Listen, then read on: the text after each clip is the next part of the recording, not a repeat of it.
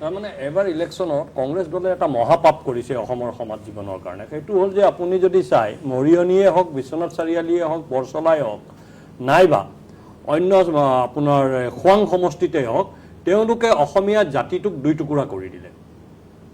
বিশ্বনাথ চাৰিআলিত যদি হোৱা অসমীয়া কংগ্ৰেছক ভোট দিয়া, তাৰমানে পল্লৱলোচন দাস অসমীয়া নহয় নেকি?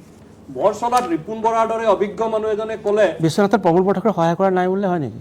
নাই, কৰিছে কৰিছে ভিতৰুৱাকেও কৰিছে। চাওক, প্ৰমোদ মানে আমি বাবাদা বুলি কওঁ, বিশ্বনাথ চাৰিআলি চবে তেওঁক বাবাদা বুলি মাতে।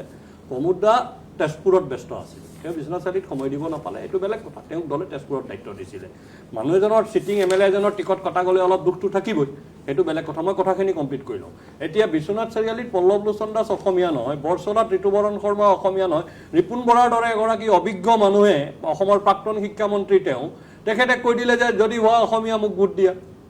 এই যে জাতি বিভাজনৰ যিটো ৰাজনীতি এবাৰ কংগ্ৰেছে কৰিলে, কংগ্ৰেছ আৰু কংগ্ৰেছৰ সহযোগী মৰিয়নীত জাতীয়তাবাদৰ কথা কয়, আপোনাৰ জ্ঞানৰ কথা কয়, জাতি গঠন প্ৰক্ৰিয়াৰ কথা কয়, সেইগৰাকী প্ৰাৰ্থীয়ে নিজকে জেনজি বুলি কয়। তেখেতে কৈ দিলে বাগানীয়াৰ তলত থাকিম নেকি আমি। এই যিটো কেম্পেইন কৰিলে, আনকি ভাস্কৰ বৰুৱাই এতিয়া খুব ভাল কথা কৈ আছে। মই ভাস্কৰ দাৰ সম্পৰ্কত কেতিয়াও বেয়া কমেণ্ট কৰি পোৱা নাই আৰু নকৰোঁ, বৰ সম্ভ্ৰান্ত মানুহ বুলি জানো। ইভেন ভাস্কৰ বৰুৱাৰ মানুহে যিসকলে কেম্পেইন কৰিছিলে, বাগানীয়াক ভোট নিদিবি, অসমীয়াক ভোট দে, তিতাবৰতো সেই কেম্পেইন হৈছে। গতিকে এই যিটো কেম্পেইন, এই কেম্পেইনটোৰ বিৰুদ্ধে অসমৰ মানুহে এইবাৰ ভোটদান কৰিছে। প্ৰথম কথাটো হ'ল সেইটো, এই যে অসমীয়া জাতি গঠন প্ৰক্ৰিয়াৰ পক্ষত ডক্টৰ হিমন্ত বিশ্ব শৰ্মাৰ নেতৃত্বৰ প্ৰতি সন্মান জনাই মানুহে এইবাৰ ভোটদান কৰিছে।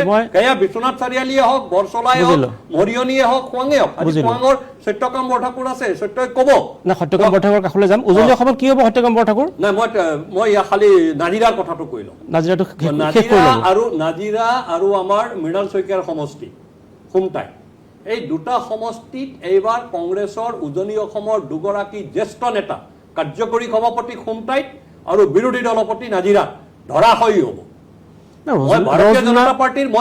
ৰজলিনা তিৰ্কী ইমান সক্ৰিয় হৈ থকা নাই, নহওক কংগ্ৰেছৰ কাৰ্যকৰী সভাপতি হয়। তেওঁ বিজেপিলৈ অহাৰ কথা মই শুনি আছিলো। নাই, বিজেপিটো মুখ্যমন্ত্ৰীয়ে কৈ দিছে 4 তাৰিখে ৰিজাল্ট ওলোৱাৰ পিছত কংগ্ৰেছ দলত থকা সকলো অমুছলমান ভাৰতীয় জনতা পাৰ্টীৰ কাৰ্যালয়ত আহিব। ঠিক আছে।